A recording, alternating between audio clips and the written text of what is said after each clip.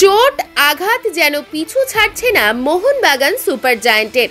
পাঞ্জাব ম্যাচের আগে কার্যত মিনি হাসপাতালে পরিণত হয়েছে সবুজ মেরুন শিবির। এর আগেই চোটের তালিকায় নাম লিখিয়েছিলেন দিমিত্রিস পেত্রাতস এবং গ্রেগ স্টিওয়ার্টরা।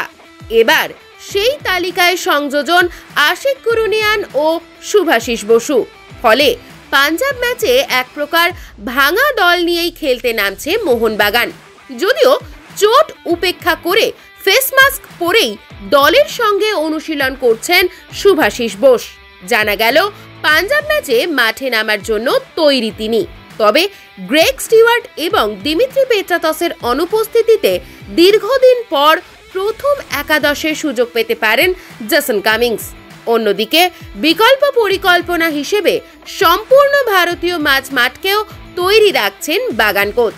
তাই আজকের অনুশীলনে সাহাল, আপুইয়া এবং অনিরুদ্ধ থাপাকেও জোর কদমে অনুশীলন করতে দেখা গেল।